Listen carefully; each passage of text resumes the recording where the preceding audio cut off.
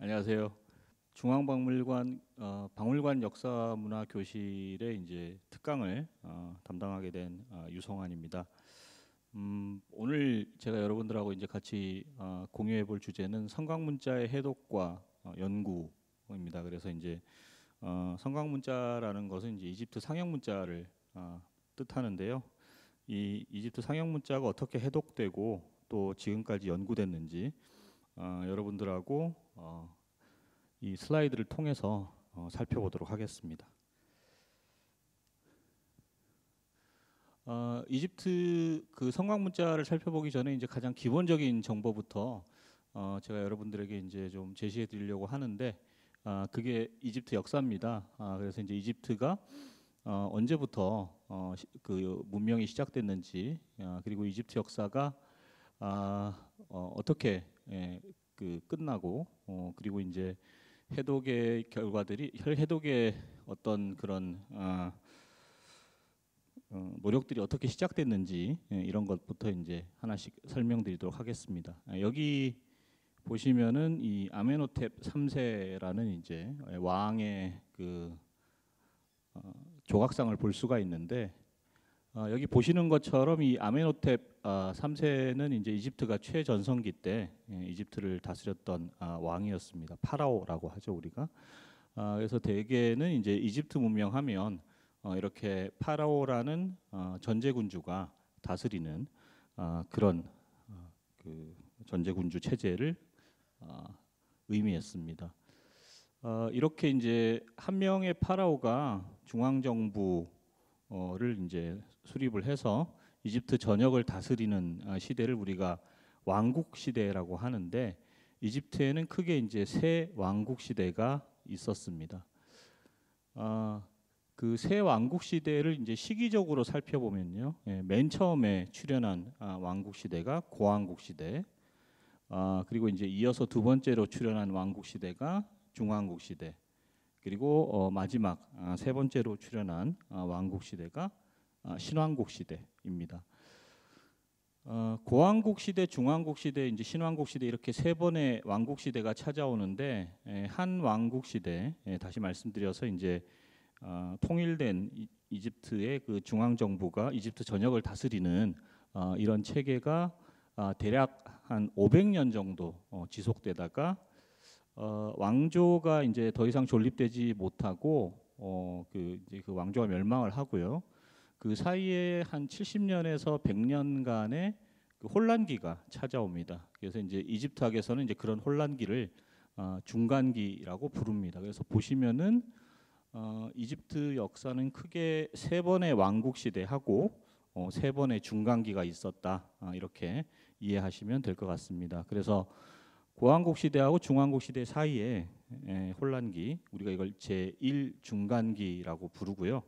그 다음에 이제 중왕국 시대에서 신왕국 시대 사이의 중간기를 제2 중간기, 그리고 이제 신왕국 시대 이후, 그다음 후기 왕조 시대 사이에 찾아오는 중간기를 제3 중간기라고 이제 각각 부릅니다.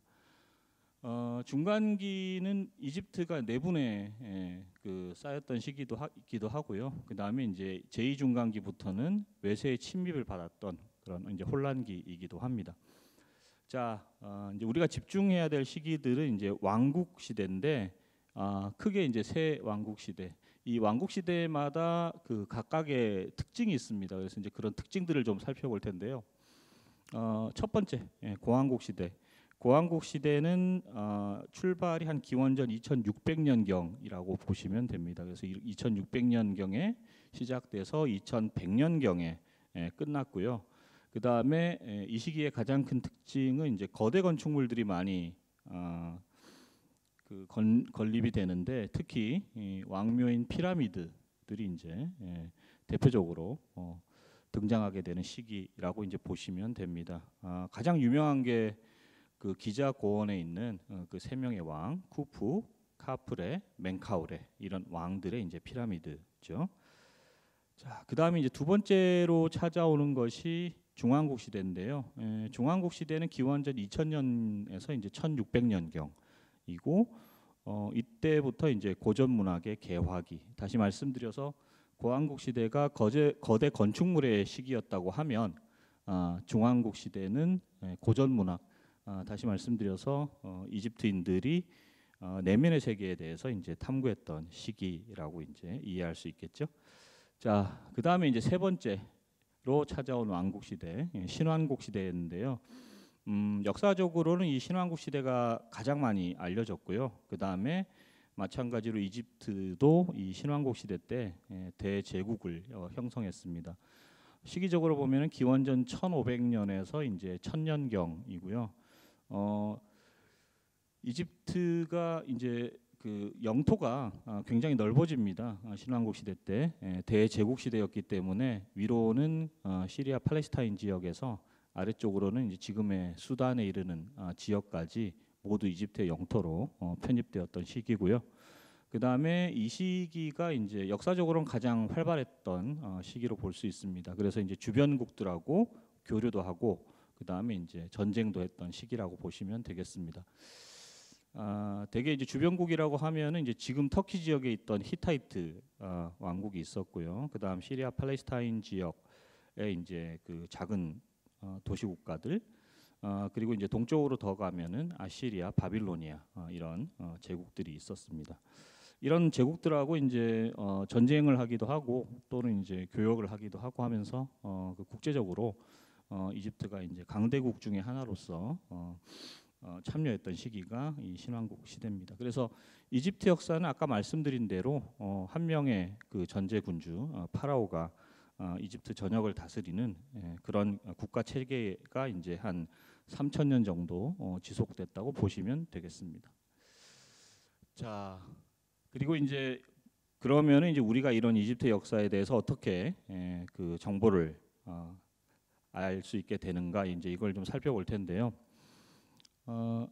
지금 사진으로 보는 이 지역이 이제 아비도스라는 그 도시에 있는 세티 1세의 장제전입니다. 아비도스는 이제 그 테베에서 약간 올라간 지금의 룩소르죠. 룩소르라는 도시에서 조금 올라가면 있는 작은 도시고요.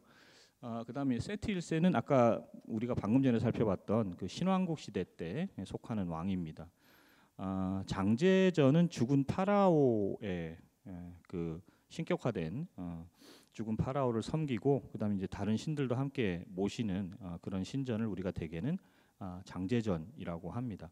자, 그래서 이제 세티 1세가 아비도스라는 곳에 장제전을 세웠는데 여기 보시면은 이쪽 한쪽 벽면에 그 기호들이 이제 새겨 있고요, 새겨져 있고 그다음에 인물들이 묘사되어 있는 모습을 볼 수가 있습니다. 이쪽인데요. 그 화면상 잘 안 보일 수도 있는데 여기 보시면은 이제 타원형 모양의 기호들이 있고 이 안에 뭐가 들어가 있냐면은 성강 문자들이 쓰여져 있습니다. 그래서 이런 타원형 기호하고 성강 문자가 이제 벽을 빽빽하게 채우고 있고 그다음에 이쪽에 보시면 이제 두 인물이 있는데 여기 보시면 이렇게 왕관을 쓰고 뒤에 서 있는 이 인물이 이제 이 장제전의 건립자인 세티 1세입니다.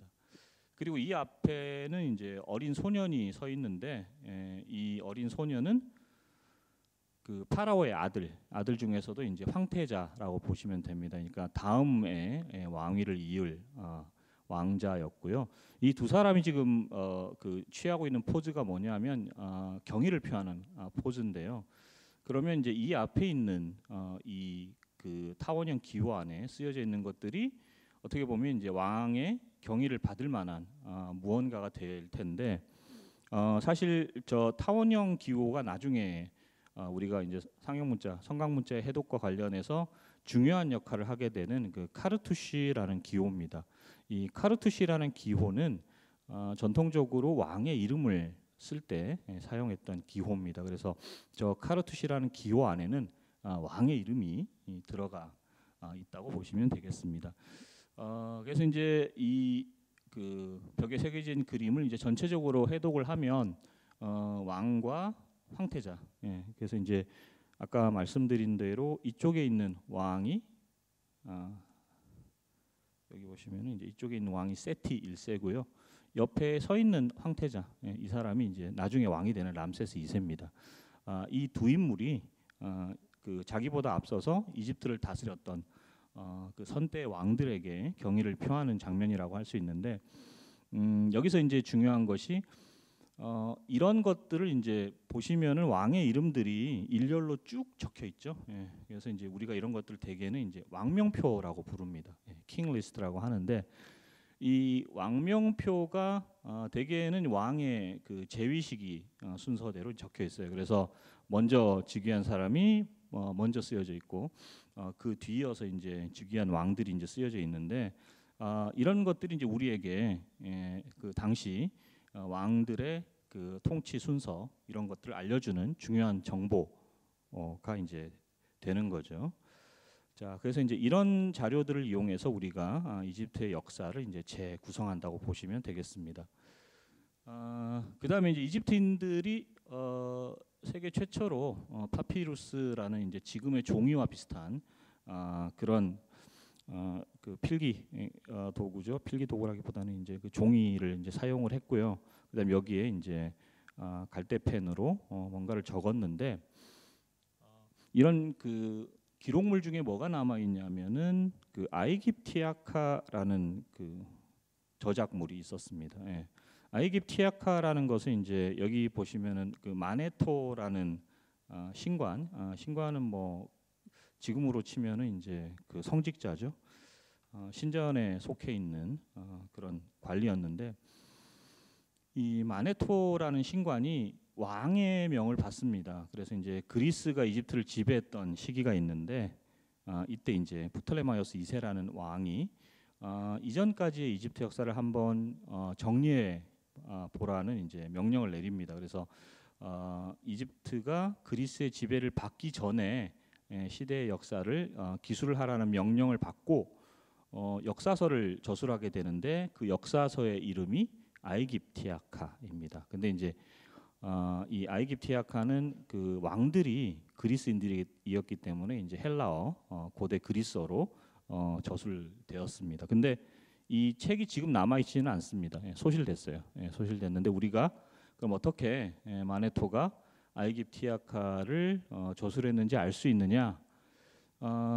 그 다른 고대 저술가들이 이 책을 인용했습니다. 그러니까 우리가 지금 학자들이 이제 다른 학자들의 논문이나 저작을 인용하듯이 그 고대 많은 저술가들이 이제 마네토의 아이깁티아카를 이제 인용을 해서 아이깁티아카에 따르면 이런 내용들이 기록돼 있다 이렇게 이제 그 글을 남긴 거죠.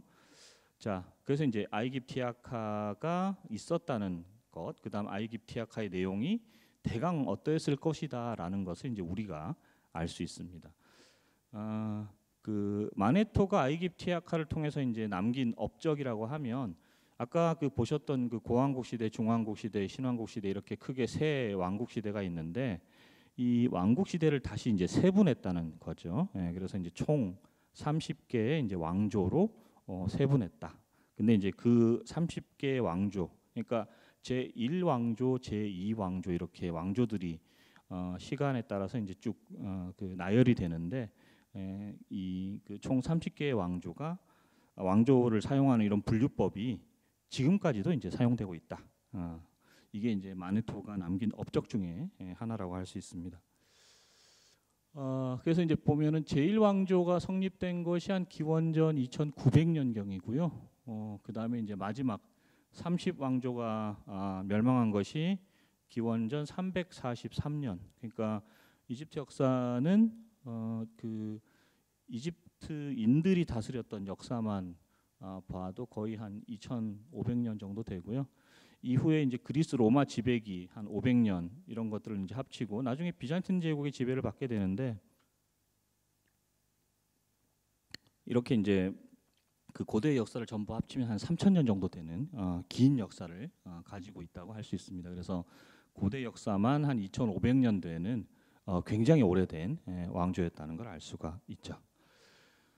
자, 보신 것처럼 이렇게 왕조가 지속되다가 뭐 어느 문명이든 다 마찬가지지만 이제 결국에는 이제 문명이 스스로 그 버틸 힘을 이제 다 소진하고 이제 멸망을 하고 맙니다. 그런 사례들을 우리가 이제 전 세계사적으로 이제 볼 수 있는데 이집트도 마찬가지였어요. 예, 그래서 이제 고대 이집트도 결국에는 이제 멸망을 하게 되는데, 근데 워낙 크고 화려했던 문명이었기 때문에 뭘 남겼냐면 이제 수많은 흔적들을 남겼겠죠.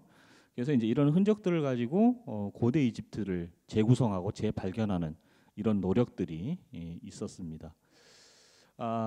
근데 이제 이집트가 남겼던 유산 중에 하나, 이제 오늘 우리 강연의 이제 주제가 될 텐데요. 이게 이제 문자의 발명입니다. 예.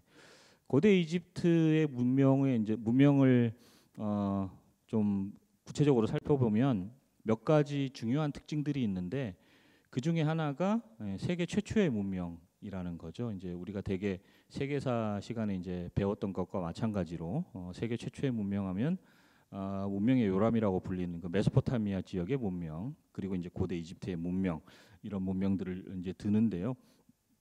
그 세계 최초의 문명이면서 또 어떤 특징이 있냐면 세계 최초로 문자가 발명된 지역 중에 하나입니다. 그래서 이집트는 문명 초기부터 자기들만의 이제 고유한 문자를 가지고 문자 생활을 했던 그런 문명이었습니다. 근데 이제 문자의 발명과 관련해서 그 재미있는 기록이 남아 있는데, 이 기록을 이제 여러분들하고 잠깐 보시겠습니다. 여기 보시면 흥미롭게도 고대 이집트인들이 문자가 어떻게 발명되었나에 대한 기록을 남기지는 않았어요. 그러니까 고대 이집트 문자에 대한 기록을 그러니까 고대 이집트 문자의 그 시초에 대한 기록을 남긴 사람은 그리스인이었습니다. 여기 보시면 이제 저자가 플라톤이고요. 플라톤의 그 파이드로스라고 하는 그 철학적인 그 저작에 이 이집트 문자의 발명과 관련된 이야기가 실려 있습니다. 파이드로스는 이제 플라톤의 스승인 소크라테스가 그 자신의 제자 중에 한 명인 그 청년 파이드로스하고 대화를 나누면서 이제 파이드로스를 교육시키는 그런 내용으로 되어 있는데요. 자, 이때 이제 이 소크라테스가 뭐라고 얘기를 하냐면 자신이 들은 이야기를 합니다. 그래서 지혜의 신이 있었다. 이비스라고 부르는 성스러운 새의 주인. 여기 보시면 이제 이 신이 이비스라는 신이에요. 그리고 이제 이름이 테우트인데, 그래서 이제 저 신이 인간에게 가져다준 그 선물이 뭐냐면 숫자, 그다음에 이제 계산법, 기하학, 천문학. 그래서 이제 인간이 문명 생활을 하는데 필요한 여러 가지 그런 지식들을 이제 알려주었죠. 그리고 난 다음에 이제 중요한 게 이 신이 인간에게 문자를 발명해 줍니다. 예. 그래서 이제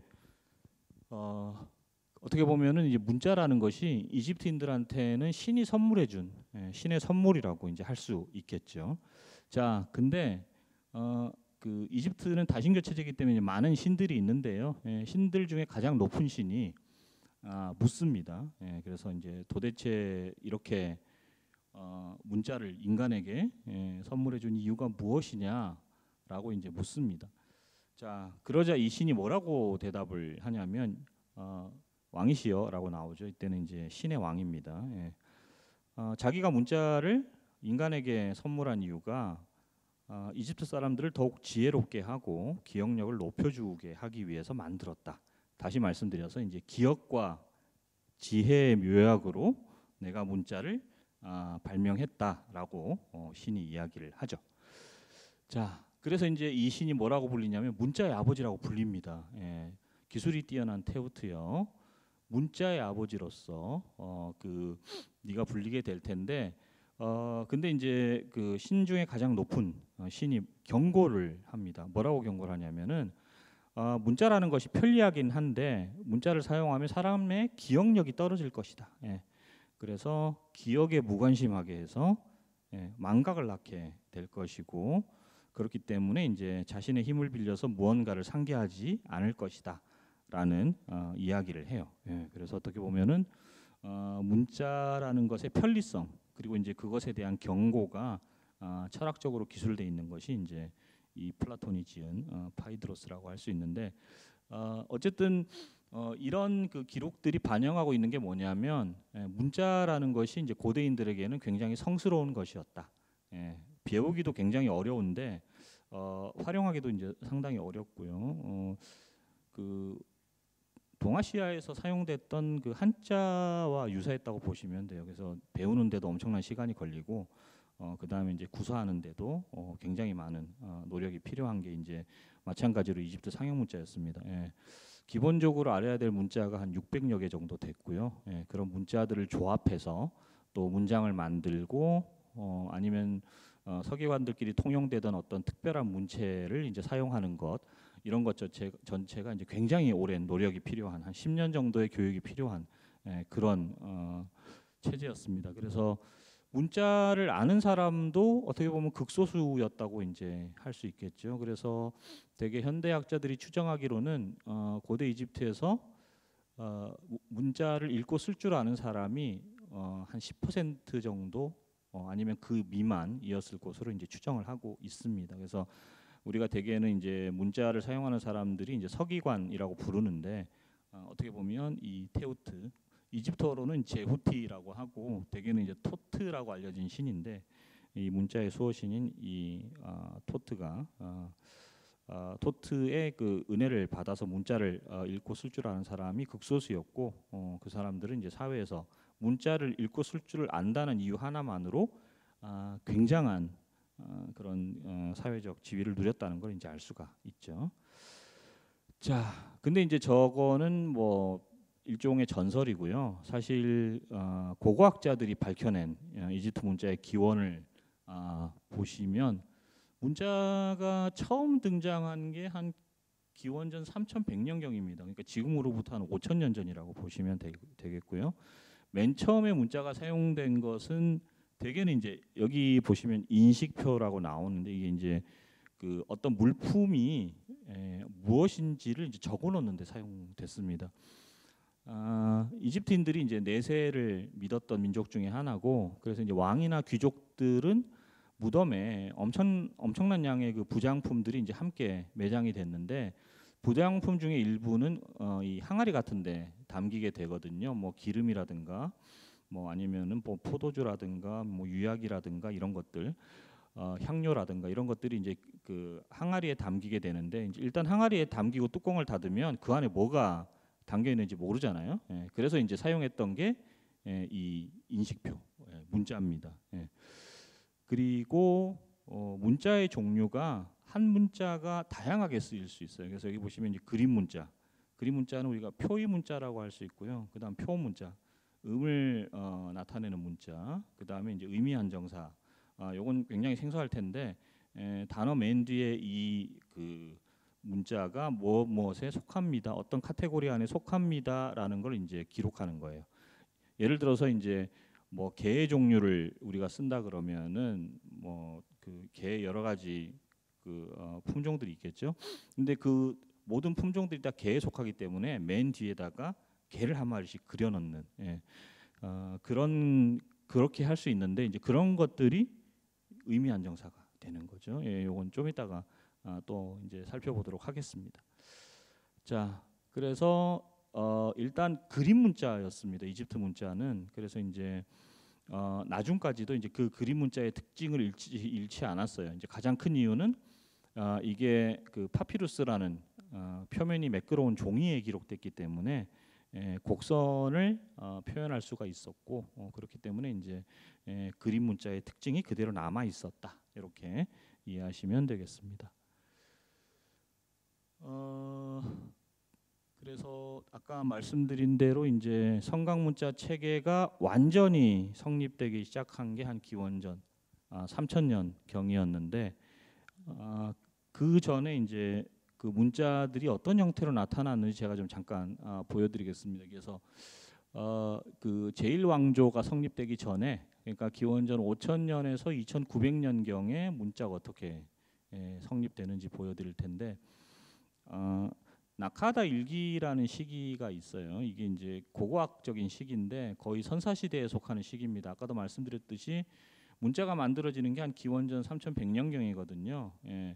그래서 이제 이전의 시대를 우리가 대개는 선사 시대라고 하는데, 이때도 문자가 아예 없지는 않았습니다. 그러니까 기호 형태로 이제 문자들이 남아 있었다고 보시면 됩니다.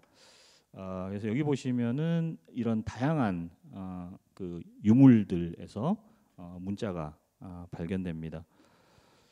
그래서 보시면은 이게 이제 암각화, 그러니까 바위에 새겨놓은 그 기록인데요. 여기 보시면 왕의 이름이 새겨져 있고요.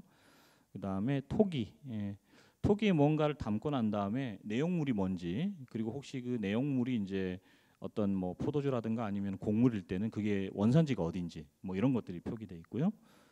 그 다음에 이제 장식이 있습니다. 토기 장식은 대개는 그림이 그려지는데 저기 보시는 것처럼 그 그림 사이사이에 이제 문자의 원형이 되는 기호들이 등장을 합니다.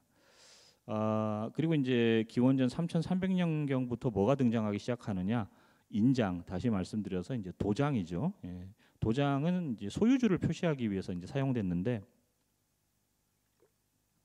이 도장이 원래는 메소포타미아의 발명품입니다. 그래서 이제 메소포타미아에서부터 이제 유래된 그런 그 도구인데 여기 보시면은 이제 그 원통형 인장이라 그래가지고 이렇게 그 도장을 굴리면 이 진흙에 이제 연속적인 무늬가 찍히게 돼 있습니다. 그래서 여기 보시면 흐릿하게 이 소유주를 표시하는 어떤 기호들이 연속적으로 찍히게 되어 있습니다.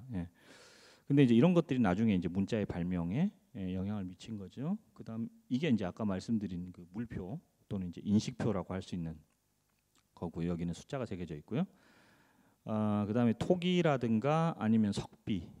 그래서 이게 이제 비석인데요. 초기에 발견되는 그 좀 조잡한 수준의 이제 비석이라고 보시면 됩니다. 이제 거칠게 가공된 비석인데 여기 희미하게 이제 인물이 새겨져 있고요.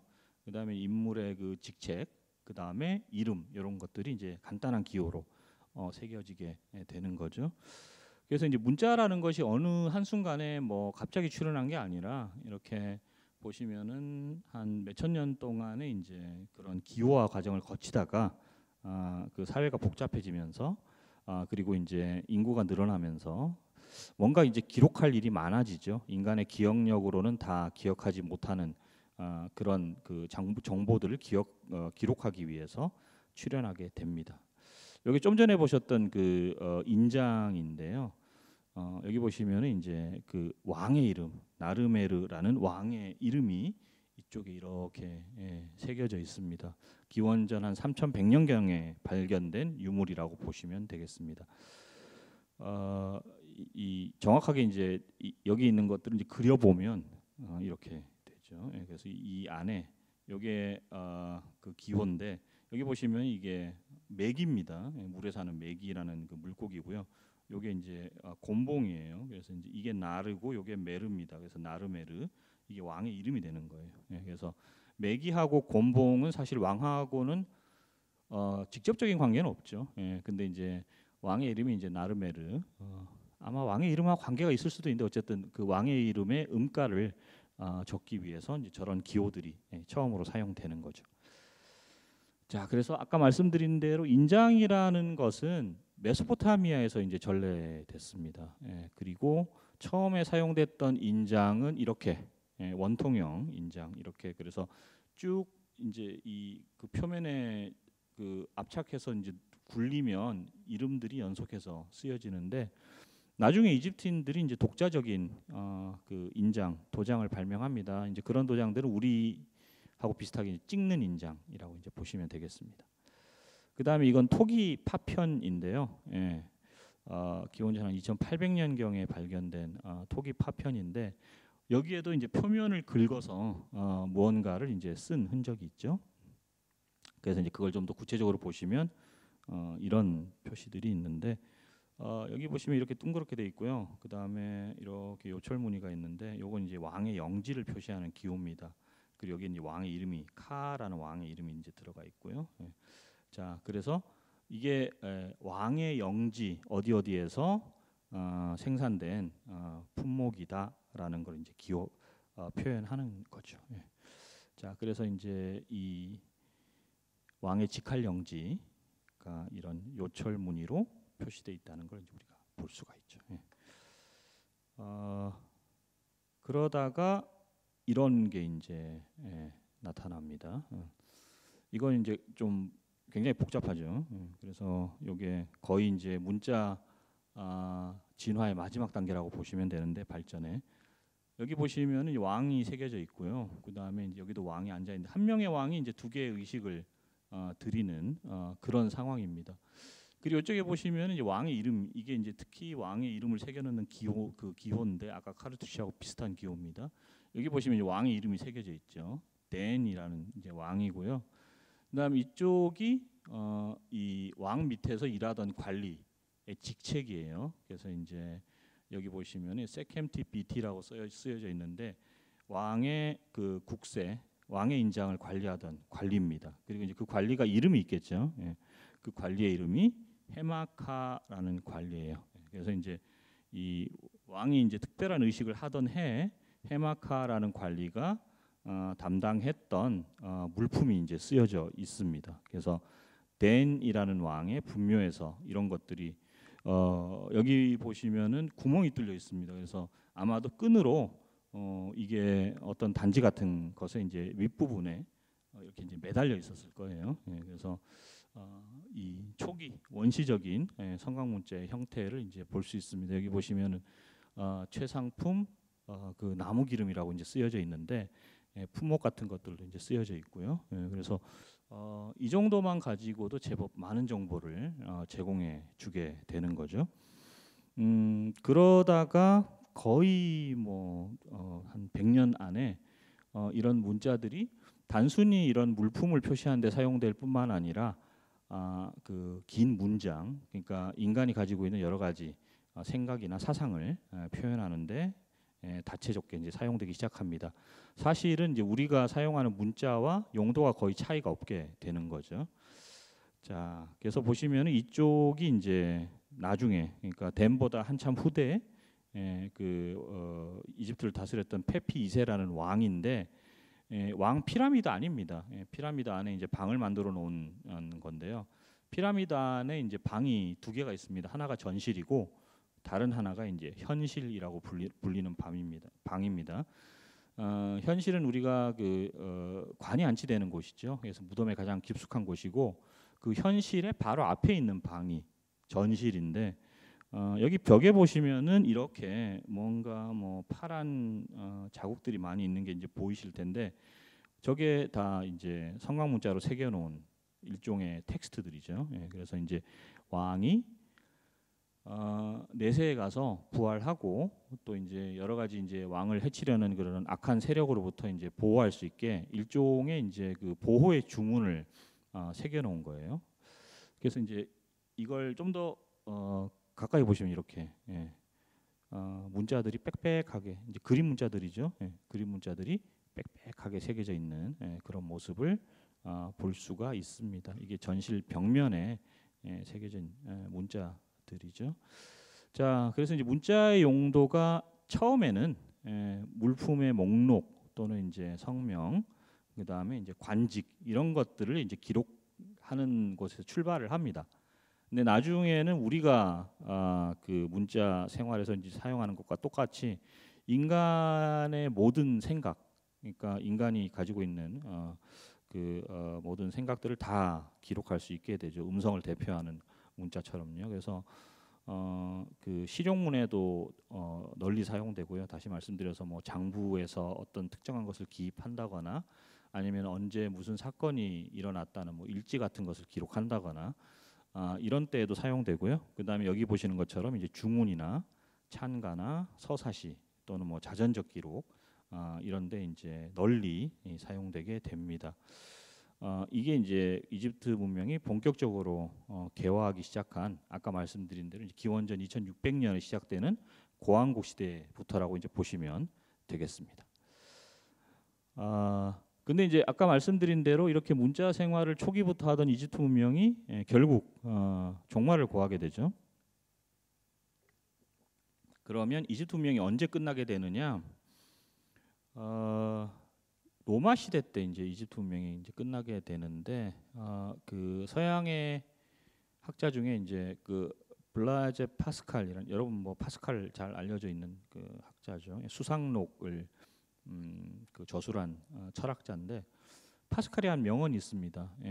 클레오파트라의 코가 조금만 낮았더라도 인류의 역사가 바뀌었을 것이다라는 그 명언을 했다고 이제 널리 알려진 말을 했다고 돼 있는데 실제로는 여기 불어를 보시면 이제 짧다죠. 예, 조금만 짧았더라도 어쨌든 자 그래서 이제 클레오파트라 시대 때 이집트가 결국에는 이제 독립을 완전히 잃게 됩니다. 그래서 이제 로마의 황제 직할 속주로 편입이 되는데 우리가 아는 클레오파트라가 이제 클레오파트라 7세입니다. 예. 그래서 처음에는 이제 그 로마하고 이 관계를 좀 그 우호적으로 유지하면서 나라의 독립을 계속 유지하려고 했는데 이게 여의치 않게 되죠. 그리고 이제 처음에는 이제 카이사르 같은 인물들, 로마의 실권자들하고 뭐 여러 가지 방법을 사용해서 자신의 그러니까 자기가 다스리는 그 이집트 왕국의 독립을 지키려고 했는데 이게 무산되죠. 클레오파트라는 뭐 아까 그림으로 보신 대로 이제 여러 그 서양의 화가들이 이제 그림을 그렸는데 사실 이제 실제 그 저기 얼굴이 남아 있는 건 이제 동전밖에 없습니다. 예. 자, 그래서 동전을 보시면은 이제 뭐 그렇게 뭐 미인은 아니죠. 어쨌든. 예. 자, 근데 이제 여러 저술가들이 이 클레오파트라에 대한 이야기들을 이제 써놨습니다. 뭐 거부할 수 없는 매력을 가지고 있었다. 그 다음에 이제 그 자신의 매력을 사용해서 그 자신이 유리한 어떤 그런 정책들을 수행하려고 했다. 여기 보시면은 이제 카이사르가 암살되고 난 다음에 두 번째 실권자 안토니우스한테 이제 접근을 하는 모습인데 이 그림이 이제 상당히 재밌습니다. 이쪽에 보시면은 이제 로마의 갤리선들이 있고요, 로마 해군들이죠. 예. 그리고 이쪽에는 안토니우스가 이제 그 클레오파트라를 만나는데 안토니우스는 지금 그 뜨는 해죠. 예, 로마라는 새로운 강대국의 1인자인데 뭐 왕관도 쓰지 않고 옷을 보면은 뭐 그렇게 화려하지도 않죠. 근데 이쪽이 이제 지금 지는 해 이집트인데 보시면은 거의 신의 모습으로 하고 있죠. 여기 보시면 자세히 보시면 이게 이제 그 곰방대 같은 건데 이게 사실은 그 향입니다. 그러니까 밑에 있는 그 하인들이 이렇게 여왕의 쪽으로 이제 향을 피우는 장면인데 사실은 이제 향은 신에게만 피우거든요. 예, 그래서 이제 이런 걸 보면 당시 이제 클레오파트라가 이제 단순히 통치자가 아니라 신왕으로서 이집트를 다스렸다는 걸 알 수가 있죠. 그리고 뭐 호라티우스 같은 인물들 나중에 안토니우스하고 이제 클레오파트라 그 다음에 이제 옥타비아누스가 서로 대립하게 되는데 결국에는 이제 그 싸움에서 지죠. 악티움 해전이라는 해전에서 안토니우스 클레오파트라 연합군이 이제 옥타비아누스한테 패배하게 되는데 그래서 역사에는 이제 클레오파트라가 자살한 걸로 나옵니다. 여기 보시면 마찬가지로 자살할 때 독을 택했다 뭐 이런 이야기가 나오고요. 그 다음에 이제 클레오파트라가 그 동방의 매우 잔혹한 여왕으로 묘사가 되죠. 여기 보시면은 이제 뭐 독약을 제조하는데 명수였고, 그래서 이제 사형수들한테 독약을 뭐 시험하는 모습을 냉혹하게 지켜보는.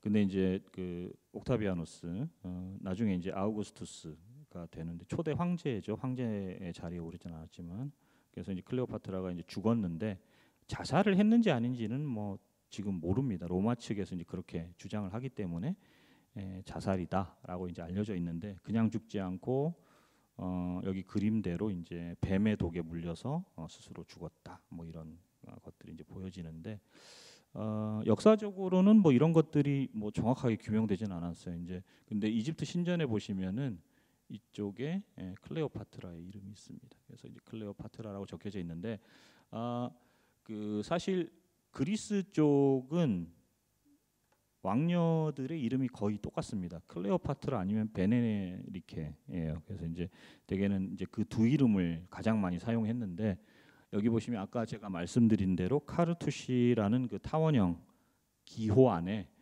클레오파트라 이름.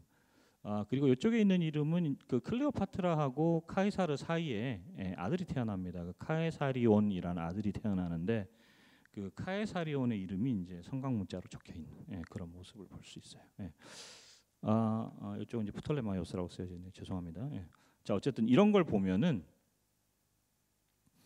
뭐 현대 그 영화에서도 보시면 이제 뭐 클레오파트라가 이제 묘사되는데 대개는 이런 식으로 묘사가 되죠.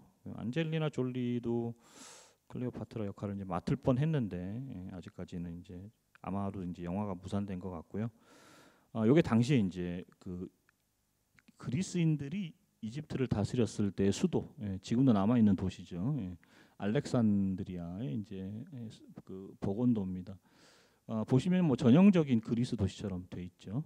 그래서 이제 대리석을 사용해서 중앙에 이렇게 큰 대로를 짓고 그 다음에 이제 공공 건물, 경기장 이런 것들이 있고요. 저쪽에는 이제 주택들이 있는 그리고 이제 가장 중요한 그리스인들에게 가장 중요한 항구가 있는 이런 모습인데 여기 그 보시면 아시겠지만 이제 이집트 같은 경우에는 가장 흔한 돌이 석회암입니다. 그래서 건물들이 다 뭐 석회암이나 다른 돌을 사용해서 짓는데 알렉산드리아는 지중해 다른 도시들처럼 이제 대리석으로 지어졌고요. 규모가 굉장히 컸습니다. 그래서 이제 그 이집트 마지막 왕조가 그리스 왕조인데 여러분 잘 아시는 그 알렉산더 대왕 마케도니아의 알렉산드로스 3세가 이제 세운 그 도시 중에 하나입니다. 알렉산드로스가 이제 그 페르시아를 정복하면서 여기저기에 이제 알렉산드리아라는 도시를 세웠는데 그 중에 유일하게 남아 있는 도시가 이집트에 있는 알렉산드리아고요. 당시 인구가 한 32만 명. 그래서 이제 지중해 최대 도시 중에 하나였습니다. 그 클레오파트라하고 다른 사람들이 살던 데가 여기인데 여기가 지금 잠깐만요. 여기가 지금 수몰돼서 그 다 지하에 있어요. 지하가 아니라 그 물 속에 이제 그 들어가 있는 상태입니다. 어쨌든 기원전 30년에 이집트가 멸망을 하고 그 다음에 이제 이집트의 그 통치권이 로마로 넘어갔습니다. 근데 이제 이집트가 사실은 신왕고 시대 이후로 계속 내리막이었는데 어떤 특징이 있었냐면 특히 그리스인들한테는 그리스와는 비교도 안 될 정도로 문명이 발달한 그런 곳으로 이제 알려져 있었습니다. 그래서 그리스인들 중에서 이제 자신이 이집트에서 무언가를 배워왔다는 게 이제 굉장히 자랑스러운 그런 업적이었을 때가 많았어요. 그래서 오늘날 우리가 이제 그 외국에 유학을 갔다 온 것처럼 그리스인들은 이제 이집트에 가서 이제 유학을 하고 오는 것을 이제 굉장히 자랑스럽게 여겼습니다. 그 중에 이제 대표적인 사람이 이제 헤로도투스인데 헤로도투스는 여러분 잘 아시다시피 이제 역사라는 책을 저술을 함으로써 그 역사 기술의 이제 모범을 보인 역사의 아버지로 알려져 있죠. 헤로도투스가 이제 역사를 기술하게 된 그 계기가 그리스하고 페르시아의 전쟁에서 페르시아가 결국 그리스를 그 정복하지 못하게 되죠.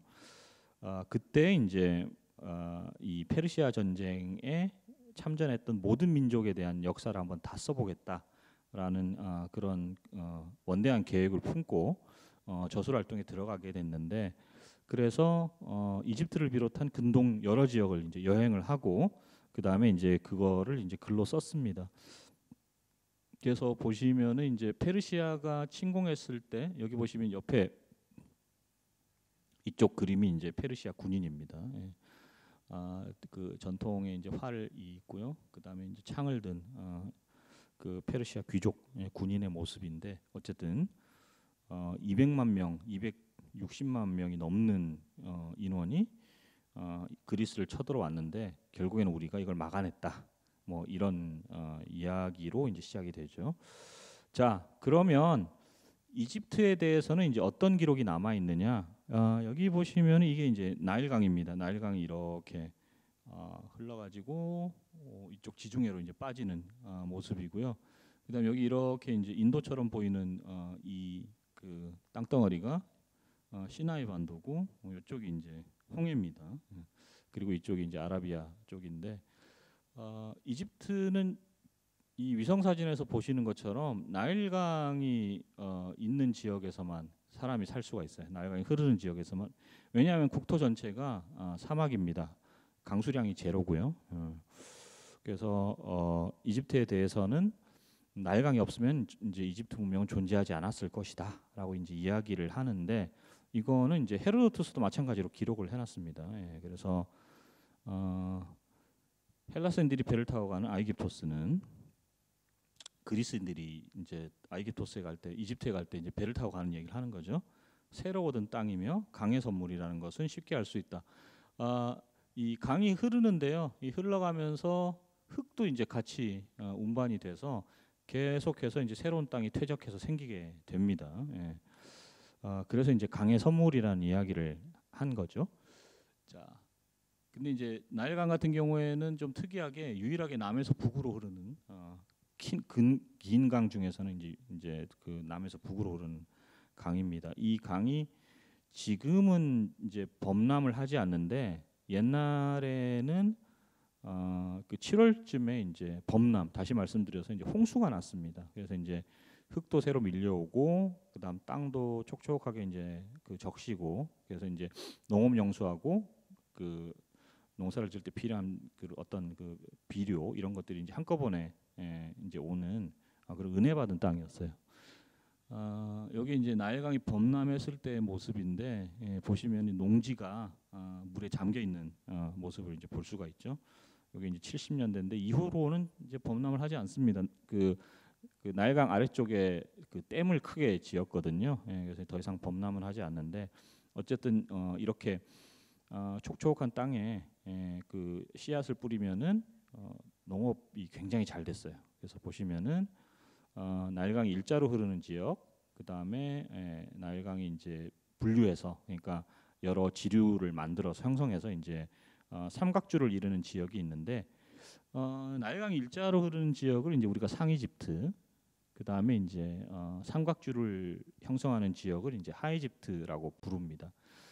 대개는 이제 위쪽이 상이고 아래쪽이 하인데, 이집트 같은 경우에는 나일강이 남에서 북으로 흐르기 때문에 고대 이집트인들의 기준 방위가 남쪽이었어요. 그래서 이제 기준 방위가 남쪽이다 보니까 고대 이집트인들한테는 남쪽이 위고 위쪽이 아래입니다. 그리고 왼쪽이 동쪽이고 오른쪽이 서쪽이고 이렇게 되는 거죠. 자, 그래서 이제 그 전통을 그대로 따라서 우리가 남부 지역을 상이집트, 북부 지역을 이제 하이집트라고 부릅니다.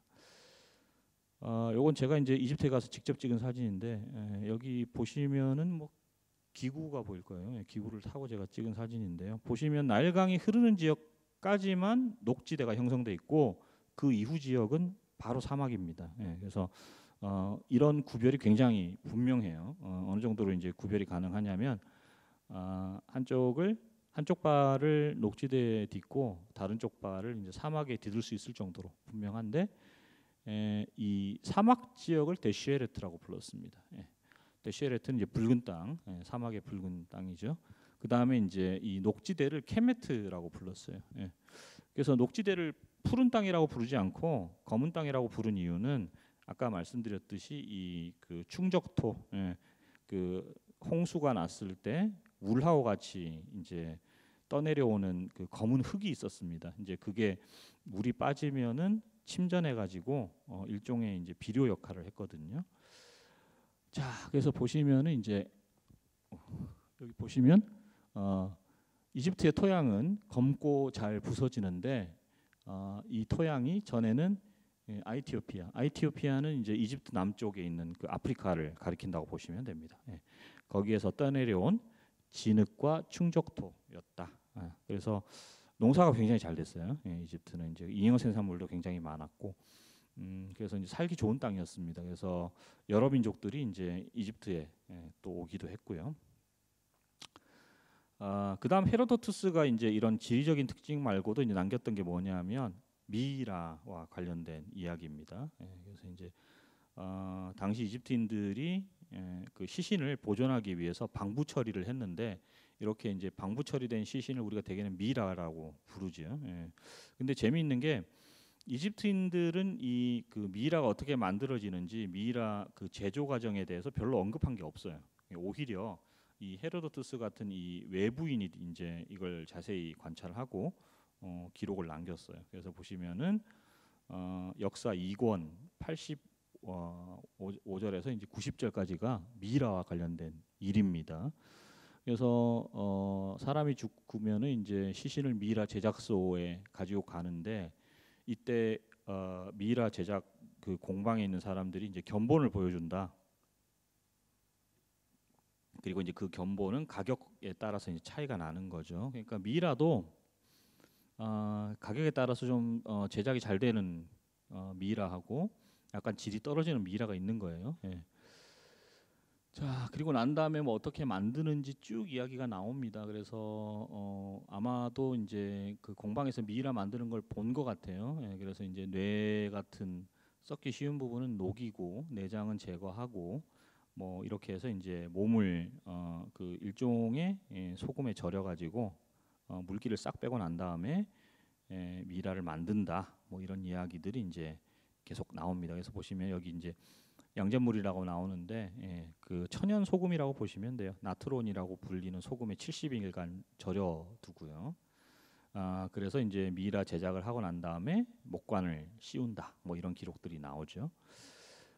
이것 말고도 이제 그 헤로도투스 말고도 이제 스트라본, 그 로마의 지리학자 같은 사람들이 이제 마찬가지로 이집트에 대한 언급을 했습니다. 그래서 기원전 30년경이면 이집트가 그 거의 이제 로마의 속주가 되기 전인데, 그래서 이제 그 뭐에 대해서 기록을 했냐면 세라피움이라는 곳에 대해서 또 상세하게 기록을 남겼습니다. 세라피움이 뭐냐면 이집트인들이 그 나중에 동물을 숭배하게 되는데 여기 보시면 이런 황소들, 여기 황소 청동상이 있는데 이런 황소들을 숭배했습니다. 그리고 황소가 죽고 난 다음에 어떻게 했냐면은 이 황소를 미이라로 만들어요. 사람만 미이라로 만드는 게 아니라 동물들도 미이라로 만듭니다. 그 황소 숭배에 대해서는 이제 그 헤로도투스가 역사에 남겨놨는데 뭐 이런 기록들이 있습니다. 그래서 이런 황소들을 미이라로 만들고 난 다음에 이 황소들만 매장하는 공간이 따로 있었습니다. 이제 그 공간을 우리가 이제 세라피움이라고 부르는데 이게 지금 카이로 근교에 이제 있습니다. 그래서 이런 것들에 대해서 이제 기록을 남겼고 사실 이제 후대 그 현대 고고학자들이 이런 스트라본이나 이제 헤로도투스의 기록들, 물론 이걸 완전히 액면 그대로 믿을 수는 없지만 이런 기록들을 가지고 어떻게 보면은 그 발굴 작업을 진행을 해서 그 발굴이 이루어졌었죠. 그래서 이제 세라피움 같은 게 이제 현대에 들어서 이제 새롭게 발굴되는 그런 계기가 마련됐습니다. 그 제가 이제 10분 쉴 텐데요. 그 이제 첫 번째 강연을 마무리 이제 하자면 고대 이집트는 굉장히 오래된 문명이었고 그렇기 때문에 그 굉장히 깊은 역사를 그러니까 굉장히 오래된 역사를 가지고 있고 그 다음에 마찬가지로 이제 문자도 굉장히 오래됐다. 그리고 주변 민족들이 이집트에 대해서 다양한 관심을 가졌습니다. 이제 근데 그런 관심들이 현대에도 그대로 이어지는 거죠. 그래서 현대인들도 고대 이집트에 대한 관심을 이제 지속적으로 가지고 있었고 그것이 이제 현대 이집트학이라는 그런 학문으로 이제 발전하게 되는데 현대 이집트학으로 발전하게 되는 그 일종의 어떻게 계기가 상형 문자의 해독이었다, 성강 문자의 해독이었다 이렇게 결론을 내리면 될 것 같습니다. 나중에 이제 이집트가 로마의 지배를 받게 됩니다. 그 마지막 왕조인 이제 그리스 왕조가 망하면서 로마가 이집트를 지배하게 되는데 그 와중에 이제 로마 자체가 이제 기독교를 공인하고 나중에는 이제 기독교가 로마의 유일한 국교가 됩니다. 그래서 보시면은 그 이런 그 로마가 추진했던 이런 종교 정책 이런 것들이 이제 결국에는 이집트에도 영향을 미치게 되는데 여기 보시면 이게 옛날에 세워졌던 그러니까 이집트가 로마가 이집트를 지배하기 훨씬 전에 세워졌던 그 신전인데요.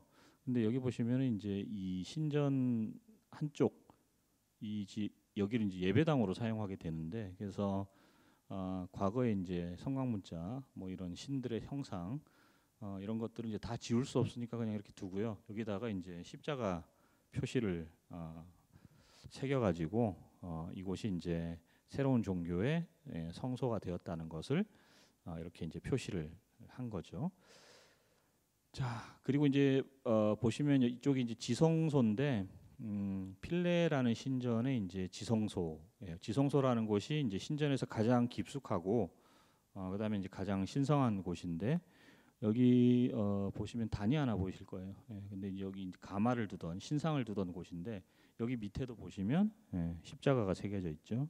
그래서 이제 이런 원래 그 신전의 이 그 신들 이런 신들이 이제 다 제거되고, 그 다음에 그 기독교의 새로운 이런 심볼들이 새겨지면서 이런 지역들이 이제 예배당으로 이제 사용되는 그런 모습을 볼 수가 있습니다. 그래서 기원 후 313년에 이제 콘스탄티누스 황제가 기독교를 이제 공인하게 되고요. 이후에 기독교가 결국에는 국교가 되는데, 국교가 된다는 말이 이제 다른 종교는 다 금지가 되는 거죠. 그래서 이것이 이집트에는 어떤 영향을 미치냐면 신전들이 다 폐쇄됩니다. 그래서 이제 신전들이 하나둘씩 폐쇄되는데, 신전들이 폐쇄되면서 그 신전 안에서 생활하던 이제 신관들이 이제 거처를 잃고 쫓겨나게 됩니다. 이제 당시로서는 신관들이 그나마 이집트 전통을 보존하던 유일한 계층이었는데, 이들이 이제 뿔뿔이 흩어지게 되면서 이집트 종교에 관한 어떤 비밀스러운 지식 이런 것들도 이제 다 사라지게 되고요. 그 다음에 이제 무엇보다 이집트 문자에 대한 고유 문자에 대한 어떤 그런 지식도 사라지게 되는 거죠. 이쪽이 그 필레 신전인데, 필레 신전은 이집트 최남단, 그러니까 이집트 최남단이라고 하면 지금의 이제 아스완 지역인데요. 아스완 지역에 이제 위치해 있습니다. 이 필레 신전이 그나마 마지막까지 이집트의 종교적 전통을 유지하던 곳이었습니다. 근데 테오도시우스 황제가 391년에 이교도 신전 폐쇄령을 내리게 되고요. 그래서 성곽문자가 이제 마지막으로 새겨진 게, 학자들이 이제 마지막으로 발견한 성곽문자가 이제 기원 후 394년에 새겨진 4세기죠. 4세기를 끝으로 성곽문자, 이집트 상형문자는 그 관련된 어떤 지식이 완전히 이제 소멸하게 되는 거죠. 자, 그래서 기원 후 4세기부터는 이집트 성곽문자는 이제 정확하게 읽을 수 있는 사람이 아무도 없게 되는, 다시 말씀드려서 이제 사어가 되어버립니다.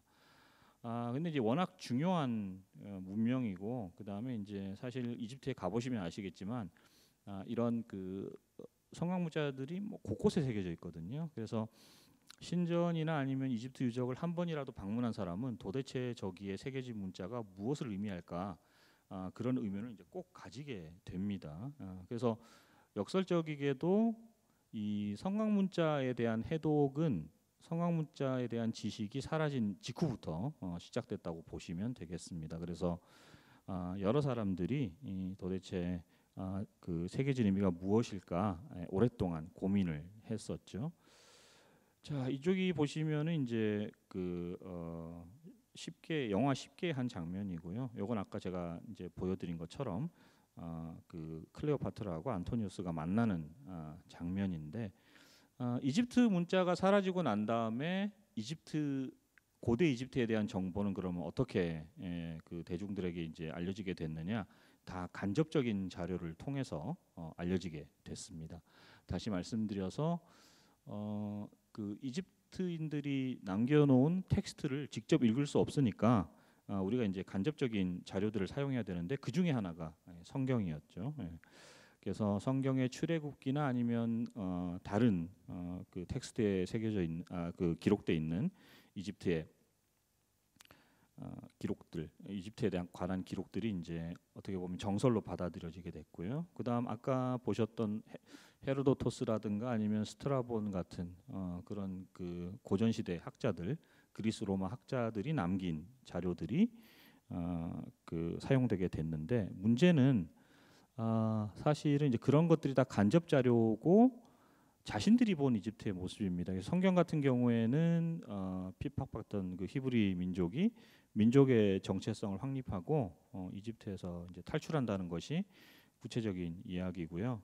그 다음에 고전 자료들도 다 마찬가지로 그 자신들과는 이질적인 문화를 가지고 있는 그런 이집트인들을 이제 서양의 관점에서 본 것들인데, 그러다 보니까 이집트가 이제 온전히 전달되는 게 아니라 정보들이 이제 왜곡돼서 전달될 수밖에 없었죠. 예, 아까 보셨던 이게 이제 그 대내 물표, 그 다음에 이제 피라미드 텍스트, 이런 것들이 있는데, 이런 것들이 어떻게 보면 읽을 수 없으니까 그냥 추측만 무성하게 되는 그런 상황이 이제 오랫동안 펼쳐집니다.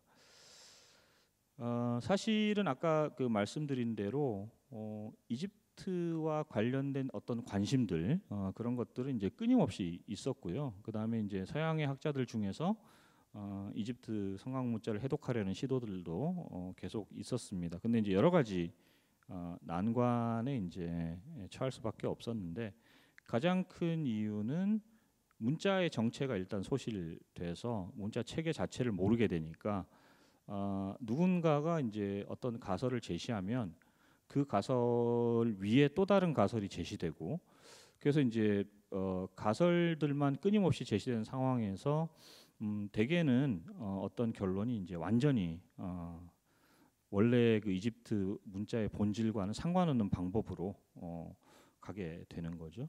가장 대표적인 예가 어떻게 보면은 그 호라폴론이라는 사람이 쓴 책이 있습니다. 그 아이깁티아카 히에로글리피카라는 책이 있는데, 이 호라폴론의 책이 이제 어떻게 보면 이집트 상형 성곽 문자가 이제 해독되지 않는데 좀 크게 기여를 했었죠.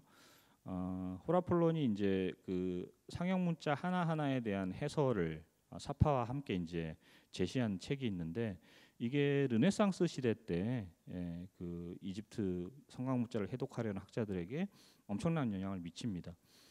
근데 이제 거기를 보면 만약에 이제 이집트 성곽 문자 중에 토끼가 나온다. 그러면 이제 토끼는 열다라는 의미인데, 그게 의미는 맞습니다. 토끼가 이제 열다라는 의미라고 사용되는데, 근데 그거는 이제 이집트에서 열다라 뭔가를 이제 열다라는 동사가 웬이로 발음되고요.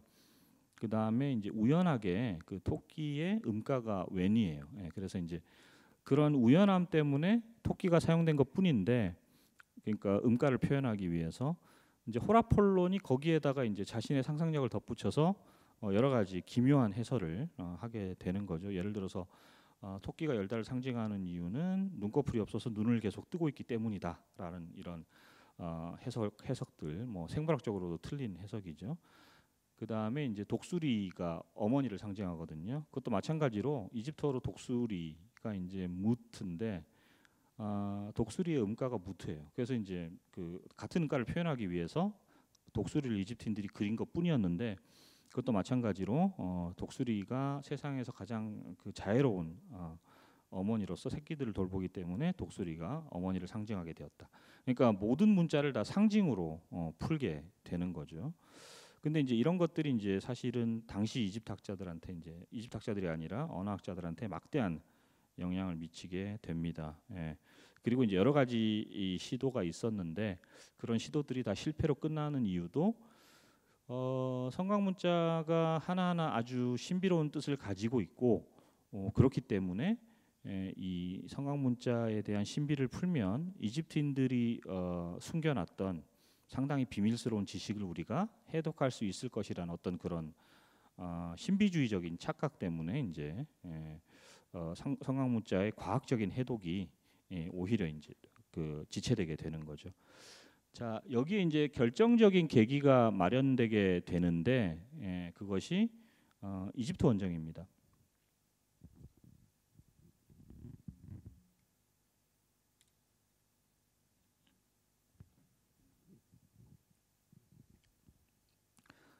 이집트 원정은 일단 그 프랑스 혁명 대혁명하고 이제 같이 살펴봐야 되는데 이제 1789년 7월에 프랑스에서 대혁명이 일어납니다. 그 이후에 이제 왕정이 폐지되고요. 이제 공화정이 성립이 되고 그 다음에 당시 이제 프랑스 왕이었던 루이 16세가 단두대에서 이제 처형당하고 뭐 그런 굉장히 과격한 일들이 이제 발생하게 되는 거죠. 프랑스에서 이제 그런 일이 벌어지니까 왕정 체제를 유지하고 있던 다른 국가들, 특히 이제 영국이나 네덜란드, 뭐 오스트리아 이런 국가들이 연합을 해서 프랑스에 대해서 선전포고를 하게 되고요. 그 다음에 이제 프랑스는 그 중에서도 가장 적극적으로 프랑스에 대해서 이제 그 적대적인 활동을 피는 영국에 대해서 일종의 이제 그 견제 조치로서 그 이집트의 원정군을 보냅니다.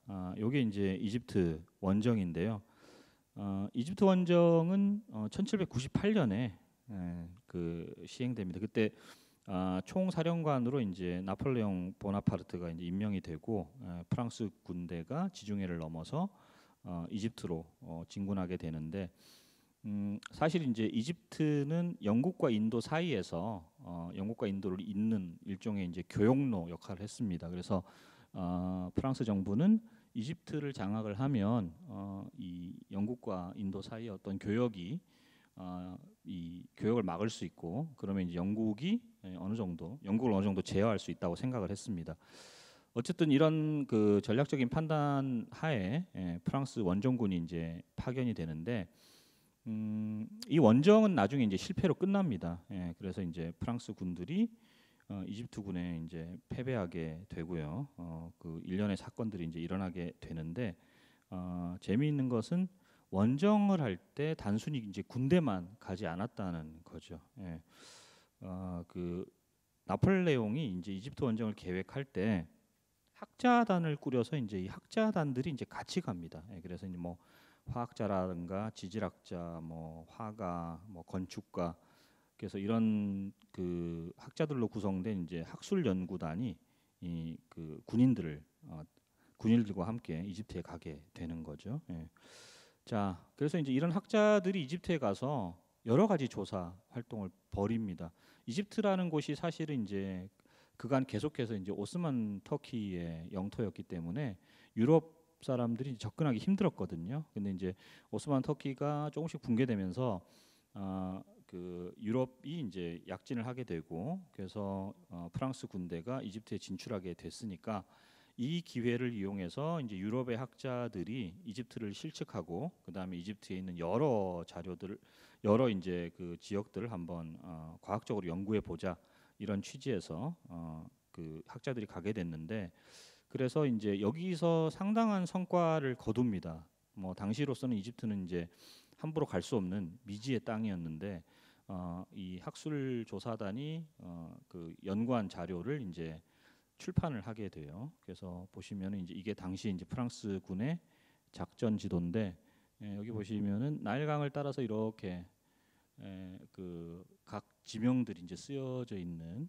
그런 근대 지도의 모습 이런 것들을 이제 볼 수도 있고요. 그다음에 이제 프랑스가 현지 그 군인들하고 이제 또 이집트군하고 이제 싸우게 되는데 스핑크스 앞에서 이제 보나파르트가 이제 실제로 연설을 한 적이 있습니다. 그래서 자기 그 이제 전쟁을 앞둔 군인들에게 이제 4,000년의 역사가 피라미드 위에서 이제 제군들을 내려다보고 있다. 뭐 이런 식으로 연설을 했고요. 그 다음에 여기 보시면 이제 이게 스핑크스인데 당시에 이제 스핑크스가 모래에 파묻혀 있는 모습을 볼 수가 있죠. 스핑크스가 이제 여러 차례 모래에 파묻힙니다. 모래들이 끊임없이 불어와서 스핑크스를 에워싸고 있는 그런 모습을 이제 볼 수가 있습니다.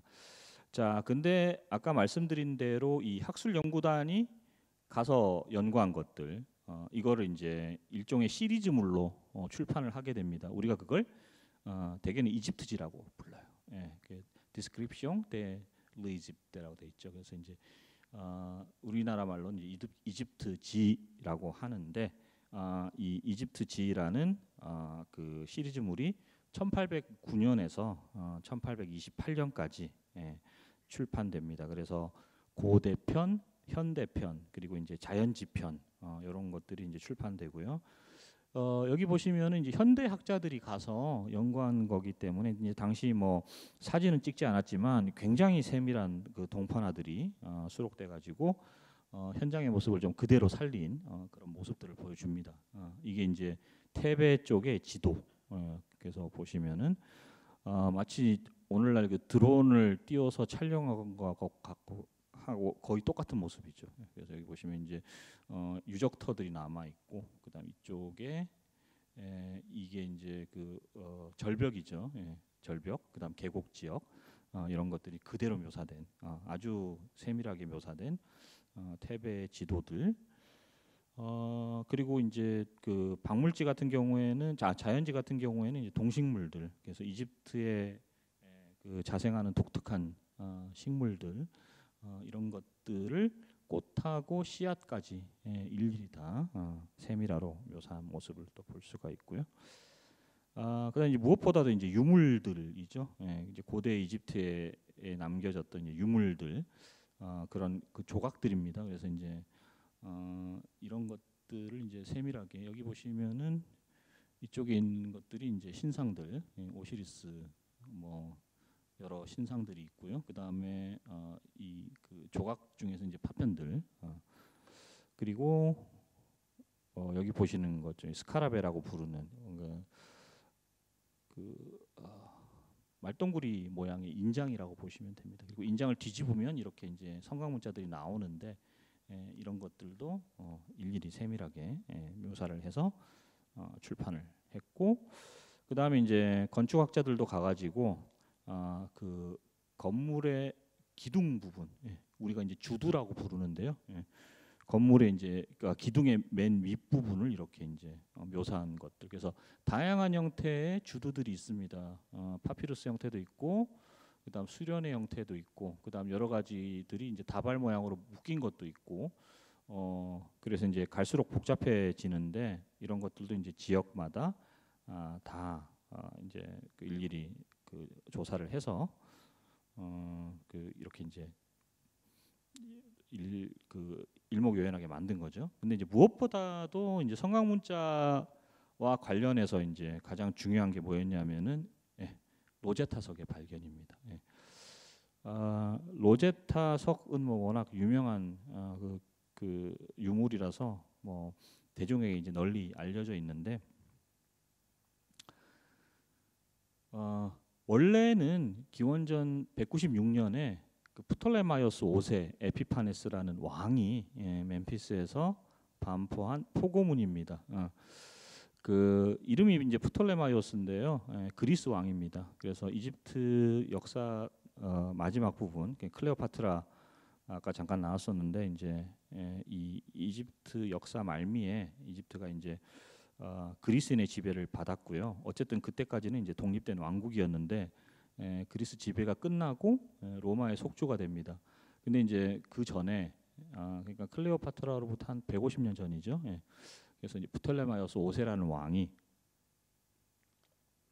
신관들이 이제 그 여러 가지 혜택을 요청을 해요. 그래서 뭐 세금도 좀 감면해주고 뭐 이런저런 혜택을 요청을 하는데 그걸 들어줍니다. 그래서 이게 신전의 입장에서는 굉장히 중요한 일이거든요. 그래서 이제 그걸 돌에다가 새겨가지고 모든 사람이 볼 수 있도록 이제 세워놓은 거죠. 그게 원래는 로제타 석입니다. 자, 근데 이제 이 로제타 석이 어떻게 발견되느냐? 아까도 말씀드렸듯이 이 프랑스 원정대가 그 이집트 전역에서 이제 요새화 작업을 벌입니다. 그러니까 요새를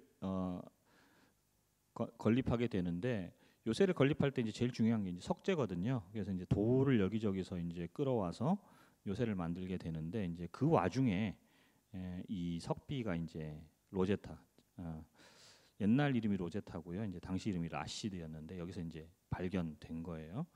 자, 그래서 이제 프랑스 장교 중에 이제 피에르 프랑스와 부시아르라는 사람이 이걸 보고 이거는 그냥 요새를 건설하는데 쓸 만한 그런 돌이 아닌 것 같다. 뭐 자기는 잘 모르지만 굉장히 중요한 유물인 것 같다고 해서 그 당시에 동행했던 학자들에게 이제 이걸 보여주고요.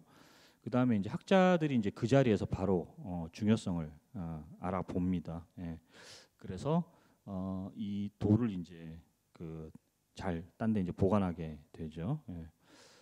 자, 그리고 이제 이 그 가지고 있다가 나중에 그 프랑스군이 이제 영국군한테 패배하게 돼요. 예, 결국에는 이제 넬슨 제독의 그 영국 해군에게 이제 패배하게 되는데 이때가 1801년이고 그렇게 됨으로써 이제 이 그 로제타 석이라는 유물이 영국군에게 이제 몰수가 돼서 런던으로 옮겨집니다. 그래서 현재는 어디 있느냐?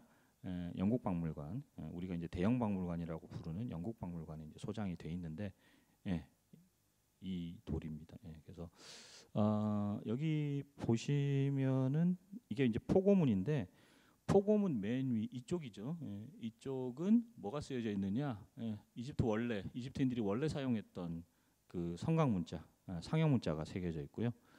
그다음 여기 중간에 보시면은 아랍어 같은 모양의 글자가 새겨져 있는데 요게 데모틱이라 그래가지고 민용 문자입니다. 예, 그래서 이제 당시 이집트인들이 사용하던 그 손글자 필기체라고 보시면 돼요. 그러니까 일상생활에서 사용하던 이집트 문자라고 보시면 됩니다. 요거는 이제 기념물에 사용되던 이집트 문자고요. 그다음 맨 아래 여기 보시면 이제 좀 확연히 표시가 날 텐데 맨 아래는 이제 뭐가 새겨져 있느냐? 그리스어가 새겨져 있습니다. 왜냐하면 왕이 그리스인이고 그 다음에 이제 포고문이 원래는 이제 그리스어였기 때문에 이제 그리스어가 새겨져 있는 거죠. 지금 돌이 깨져 있는 모습인데 원래는 포고문이 한 이 정도 크기였을 거예요. 그 중에서 이제 이만큼은 소실되고 없어졌고요. 이 정도만 남아 있는 모습입니다. 근데 보시면 아시겠지만 이게 그 세 가지 문자로 새겨져 있죠. 언어는 두 개입니다. 이집트어하고 그 다음에 그리스어. 그 다음에 문자는 세 개. 성강 문자. 그 다음에 이제 민용 문자 그리고 그리스 문자. 이렇게 이제 세 문자로 이제 새겨져 있었죠. 자, 그러니까 밑에는 이제 그리스어로 적혀져 있거든요. 그래서 여기 이쪽에 보시면은 이제 성강 문자 부분. 그래서 그림 문자들이 좀 새겨져 있는 모습을 볼 수가 있고요. 이쪽이 민용 문자. 아까 제가 말씀드린 대로 얼핏 보면은 그 아라비아처럼 보이는데 아랍어 알파벳처럼 보이는데 이제 그게 아니라 저기 그 당시에 이제 사람들이 사용하던 문자 체계고요. 자, 그리고 이제 밑에가 그리스어인데 뭐 그리스어는 유럽 학자들이 이제 뭐 기본적으로 읽을 수 있는 문자였죠. 그래서 이제 일단 맨 처음에 그리스어부터 해독을 합니다. 그래서 도대체 이게 무슨 내용인지 파악을 하고 그 다음에 이제 어떻게 했냐면은 여기에 대해서 이쪽 데모틱어하고 위에 성강 문자 이쪽을 이제 연구를 하게 됐었죠. 근데 아까 그 1801년에 이 그 로제타 석이라는 돌이 영국 해군에 이제 몰수됐다고 했는데 그 전에 이제 프랑스 입장에서는 다행인 게 우리로 치면은 그 탁본을 만들어요. 그래서 이제 탁본도 만들고 그 다음에 이제 그 아까 동파나 같이 이렇게 세밀한 그런 카피본이죠. 복사본을 만들어서 이런 것들을 이제 그 프랑스 학사원에 그 전달했습니다. 그래서 프랑스 학사원에서 이제 이런 것들을 다시 이제 배포를 하게 되는 거죠. 그래서 사실은 영국군이 실물 원래 그 유물은 가져갔지만 유럽 전역의 학자들이 이제 로제타 석의 그 내용을 볼 수는 있었습니다. 그리고 이제 이때부터 뭐가 시작되냐면은 그 유럽의 학자들 사이에 일종의 이제 경쟁이 그 시작되는 거죠. 이런 그 오래된 유물에 완전히 잊혀진 그 문자 체계를 처음부터 끝까지 다 이제 복원을 한다는 것, 그런 것들이 이제 뭘 보여주냐면은 그 한 나라의 어떤 학문적인 역량, 뭐 학문적인 수준 이런 것들을 이제 보여주기 때문에 특히 이제 영국과 프랑스 학자들이 이제 이 해독에 매달렸습니다.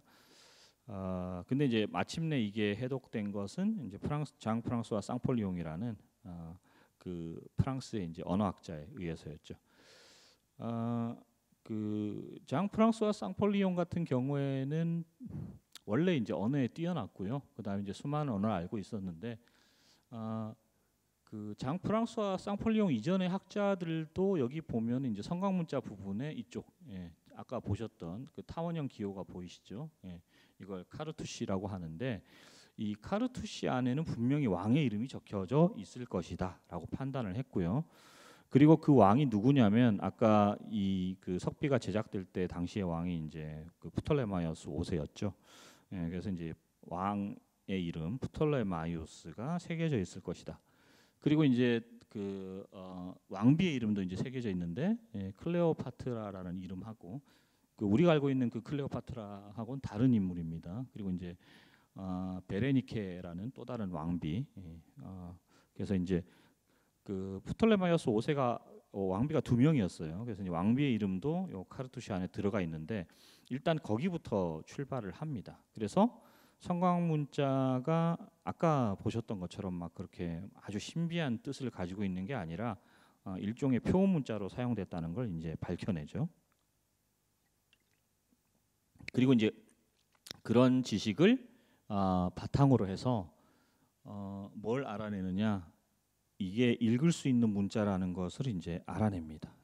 그래서 여기 보시면은 이 성곽문자가 이렇게 이제 쓰여져 있는데 그냥 이렇게 보면 이게 독수리처럼 생긴 거 올빼미 이건 병아리처럼 생겼는데 병아리가 아니라 이제 메추리 그리고 요건 나무 뭐 이런 것들이 조합해서 이제 뭐가 될까 그렇게 이제 이 학자들이 생각을 한 거죠. 근데 이제 이런 그 그러니까 개별적인 기호들이 해독이 된 거예요. 샹폴리옹에 의해서 이거는 음가가 S구나. 그 다음에 이거는 음가가 E고 요거는 F다. 요건 M이다. 그래서 이렇게 하면 임이 된다. 그래서 이제 이건 우다. 그래서 이렇게 하면 이무가 되고요. 그 다음에 캐트 이렇게 읽힌다. 이런 것들을 이제 파악을 한 거죠. 그래서 이제 성곽문자가 하나하나가 다 어떤 뜻이 있는 표의 문자가 아니라 알파벳처럼 읽힐 수 있는 표음 문자라는 것이 이제 최초가 아니라 어쨌든 기본적으로 밝혀지게 됩니다. 성곽문자는 두 종류가 있는데요. 이 벽에 새길 때는 이제 정자체로 새깁니다.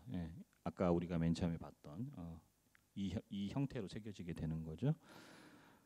근데 이제 파피루스에 쓸 때는 저렇게 또박또박 쓰지 않고요. 우리가 이제 좀 흘려서 쓰듯이 마찬가지로 흘림체로 씁니다. 그래서 이게 성곽문자 흘림체예요. 그래서 보시면은 독수리 같은 것, 올빼미 같은 것 이런 것들이 약간 빠르게 흘려서 쓰여지는 모습을 볼 수가 있죠.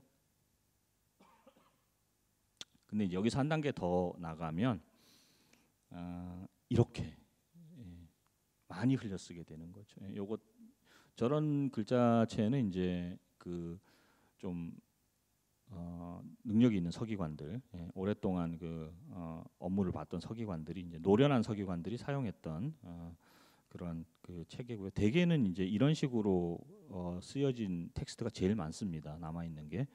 그래서 서기관들이 뭐 다양한 업무를 보면서 이런 문자 체계를 사용했는데 이걸 이제 신관 문자라고 부릅니다. 그러니까 꼭 신관들이 사용하지는 않았는데 그 신관들하고 관리들이 그 주로 사용했다 그래서 우리가 신관 문자라고 부르고요. 이 신관 문자는 뭐가 가능하냐면은 이제 성곽 문자로 이제 복원이 가능합니다. 그래서 보시면은 이렇게 흘렸으면은 우리가 이걸 다시 이렇게 정자체로 복원을 할 수 있는 거죠. 그래서 좀 이런 것들은 뭐 형태가 이지러져서 많이 흘려서 쓰여져 있는데 적어도 이렇게 현대 학자들이 이제 복원을 할 수가 있어요. 그래서 신관 문자까지는 성곽 문자하고 신관 문자 사이에 복원이 가능한데 이게 그 데모틱이라는 문자예요. 아까 그 로제타 그 석비에 사용됐던 문자인데 여기 보시면은 이게 한 덩어리거든요. 그러니까 이 정도 되는 덩어리를 그냥 이렇게 쓰는 거예요. 그리고 굉장히 흘렸었기 때문에 이거는 한 그 성곽 문자로 다시 되돌려 가지고 복원을 하지 않습니다. 뭐 종종 이런 걸 하는 학자들이 있긴 한데요. 예, 대개는 그냥 그 데모틱부터는 이제 그 흘려쓰기 그러니까 저기 뭐야 정자체로 복원하지 않고 아까 그 보셨듯이 그 이집트인들이 로마의 지배를 받게 되면서 이집트가 기독교화되는 현상을 이제 보셨을 텐데 기독교로 이제 개종을 하면서 이집트인들이 이제 어떻게 했느냐? 일단 종교가 바뀌면은 이제 그 종교와 관련된 여러 가지 풍습들이 바뀌게 되는데 기독교를 비롯한 그 유일신교에서 가장 중요한 게 뭐냐면 경전을 읽는 거였거든요. 그래서 이제 성경을 일단 자기네 말 이집트어로 이제 그 번역을 해야 되는데 오랫동안 문자 생활을 하고 있었지만 그 조상들이 쓰던 문자는 다 이제 그 다신교 체제 때 사용되던 문자입니다. 그래서 그 콥트교 그러니까 이집트에서 이집트인들이 이제 그 신앙 생활을 했던 그 기독교가 콥트교라는 독특한 기독교예요. 그래서 이제 우리가 지금 알고 있는 그 서방의 기독교는 하고는 약간 다른 분파의 기독교인데 이 사람들이 어떻게 했냐면 이교도들이 사용했던 아무리 그 조상들이지만 이제 이교도들이 사용했던 문자로 성경을 기록할 수는 없다. 그래서 오히려 뭘 수입하게 되느냐 그리스 로마 문자를 수입하게 됩니다. 그래서 보시면 그리스 로마 문자 그리스 문자를 수입하게 돼요. 그래서 여기 보시면 이게 이제 파이죠. 그래서 파이 에타 뉴 그래서 그리스 문자를 가지고 성경을 쓰게 됩니다. 그래서 펜 이오트 에탄 엄퓨에 이렇게 읽는데 저희까지가 이제 하늘에 계신 아버지란 뜻이에요. 그래서 이제 이게 주기도문에 이제 그 이집 그 콥트어 번역인데 나중에는 이제 이런 그리스 자모가 사용되게 되는 거죠. 그래서 이제 이집트어는 언어는 단일한데 이제 여러 가지 문자 체계로 이제 변형을 겪었습니다. 근데 이제 우리가 주목해야 될 게 이쪽이죠. 장 프랑스와 쌍폴리옹이 이제 해독하려고 했던. 그래서 아까 처음 말씀드린 대로 뭐 프톨레마이오스, 그 다음에 뭐 클레오파트라, 베레니케 이런 이름들은 이제 번역이 됐죠. 자, 그래서 자기가 가지고 있는 조합을 가지고 뭘 하려고 하느냐? 이제 본격적으로 이제 고대 왕들 이름을 이제 읽어보려고 합니다. 여기 보시면 이게 그 카르투시죠. 이 안에 들어있는 이름은 분명히 왕의 이름입니다. 저게 이제 카르낙 신전에 새겨진 왕의 이름인데 이게 이제 새겨져 있죠.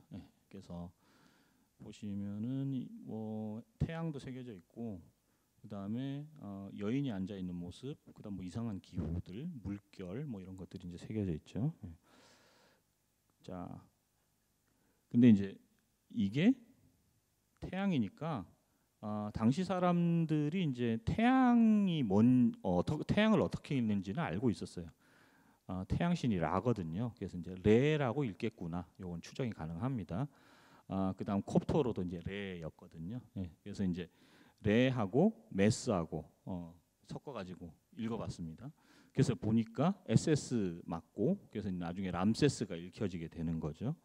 그리고 이제 람세스의 즉위명이 이제 또 밝혀지게 되는데 여기도 마찬가지로 이제 레가 나오죠. 그래서 이 태양 이게 레, 그다음에 세테펜 레 이게 나오죠. 그래서 이제 최종적으로 이걸 판독을 한 게 우세르 마트 레, 그다음에 세테펜 레라는 게 이제 읽혀지게 되는 거죠. 우세르는 강건하다는 뜻입니다. 이게 마트 기호인데 정의란 뜻이에요. 태양이고요. 그래서 이걸 조합하면 태양신의 정의는 강건하다. 태양신의 정의는 언제나 한결같다는 뜻이고요. 그다음에 이게 세텝이고 선택하다는 뜻입니다. 이게 N이고요. 이게 레. 그래서 세테펜레가 되는데 그 태양신이 선택한 사람이란 뜻이에요. 그래서 이게 여기에 새겨져 있는 카르투시의 내용입니다. 이게 이제 람세스라는 왕, 아까 그 아비도스의 그 장제전에서 보셨던 왕의 즉위명이에요. 그래서 결국에는 이런 것까지 이제 다 해독이 됐고, 그래서 장 프랑스와 쌍폴리옹이 이제 본인이 그 일단 음성 문자 쪽을 해독을 하고 난 다음에 이게 해독됐다는 것을 다른 학자들에게 알립니다. 그게 이제 1822년이에요. 그래서 이제 1822년에 성강문자 체계가 공식적으로 해독이 됩니다. 그래서 이제 그 성강문자 해독이라는 어떤 결정적인 그런 학문적인 성취는 이제 프랑스 학자가 거두게 되는 거죠. 이 성강문자 체계를 해독하고 난 다음에 샹폴리옹이 바로 어디로 가냐면 이제 이집트로 갑니다. 이집트에 가서 다양한 유적들을 보고요. 그 다음에 이제 자신이 해독한 것들이 이제 맞는지를 판별하게 됩니다. 예, 그래서 그 동료들한테 편지를 보내는데 자기가 생각했던 그런 이론들, 예, 자기가 정립한 이론이 한치의 오차도 없이 현지에서 다 맞아 떨어져서 너무 행복하다. 뭐 이런 이야기를 합니다. 그 성강문자 해독과 관련해서 이제 자세한 이야기는 이제 제가 그 작성한 그 원고를 좀 참고해 주시면 보다 자세하게 이제 알 수 있을 것 같아요. 자, 근데 문제가 뭐냐면 장 프랑스와 쌍폴리옹이 해독한 것은 일단 음성 체계예요. 이게 어떻게 읽힐 수 있느냐? 요거는 이제 해독이 된 거죠. 근데 이제 그 이후에도 할 일이 많습니다.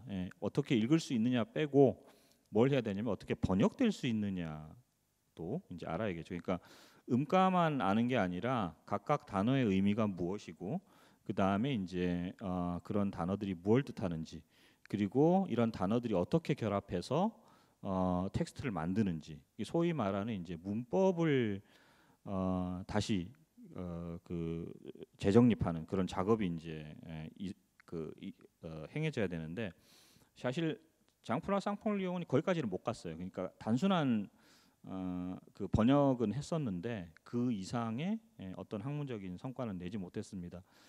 뭐 가장 중요한 이유는 일찍 죽습니다. 그래서 거의 뭐 30대 때 요절을 하기 때문에 뭐 더 이상의 성과를 못 냈고요. 이 장 프랑스와 쌍폴리옹의 어떤 그 학문적인 그런 성취를 이어받아서 그 단어집을 만들고요. 그 다음에 이제 그 단어와 다른 문법 지식을 바탕으로 해서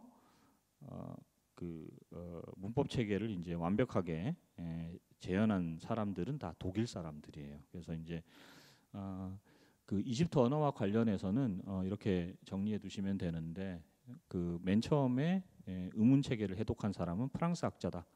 장 프랑스와 쌍폴리옹이다. 근데 그 이후에 우리가 성강문자를 텍스트를 온전하게 이해할 수 있도록 나머지 후속 작업을 한 사람들은 모두 다 독일인들이다. 이렇게 알아두시면 되겠습니다. 그래서 그 방대한 사전을 만들고요. 그 다음에 이제 마찬가지로 이제 문법을 콥트어를 기반한 그 다른 여러 그 문헌들을 가지고 문법을 정리한 사람들은 다 이제 독일 학자들입니다. 그 중에 가장 유명한 사람이 이제 아돌프 에르만이라는 당시 프러시아의 이제 학자였는데 독일 같은 경우에는 어떤 게 있었냐면 뭐 여러 분야에서도 마찬가지지만 이집트학에 있어서도 이제 후발주자였다라는 어떤 그런 컴플렉스가 있었어요. 특히 이제 영국하고 프랑스에 비해서는 자기들이 언제나 한 발짝 좀 이렇게 학문적으로 뒤진다는 어떤 그런 생각이 있어서 이집트학이 이제 초창기 때 독일 같은 경우에는 정부에서 굉장하게 적극적으로 지원을 해줍니다. 이런 것들이 이제 영국과 프랑스를 따라잡기 위한 노력의 일환이라고 이제 보시면 되고요.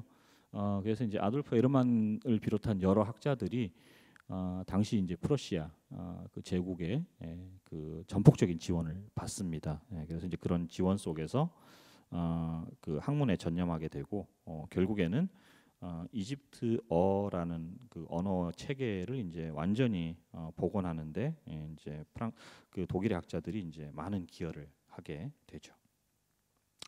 그래서 보시면은 아까 이게 그 성강문자 흘림체로 쓴 텍스트예요. 여러분들이 이제 대개는 한 번쯤 들어보셨을 텐데 이제 사자의 서라는 그 주문서입니다. 죽은 사람이 지하 세계에 가서 부활하고 그 다음에 이제 영생을 누릴 수 있도록 그 도와주는 여러 가지 주문이 적힌 책인데 사자에서는 이제 다 그 개별적으로 주문을 했습니다. 당시 인쇄술이 없었기 때문에 신관들한테 이제 이야기를 하면 신관들이 주문 제작을 하는데 이쪽이 이 사자에서의 이제 주인이죠. 아니라는 사람이고 이쪽이 이제 아니의 부인인데 이름이 아닙니다. 서기관 아니인데 그래서 이제 아니 부부가 있고요. 그 다음에 여기 보시면 이제 쭉 그 흘림체로 쓰여진 성강 문자들이 이제 중문으로 적혀 있는 모습이 있죠. 그래서 불과 1822년이면 뭐 지금이 아직 2022년이 안 됐기 때문에 거의 한 200년이 조금 못 됐죠. 불과 200년 전만 하더라도 이와 관련된 이걸 보면 그냥 도대체 여기 뭐가 적혀 있을까 뭐 그런 상황이었는데 지금은 이제 거의 모든 성강 문자 텍스트가 완벽히 복원이 돼서 내용을 알 수 있는 그리고 발음도 어느 정도는 이제 추정이 가능한 그런 상황이죠.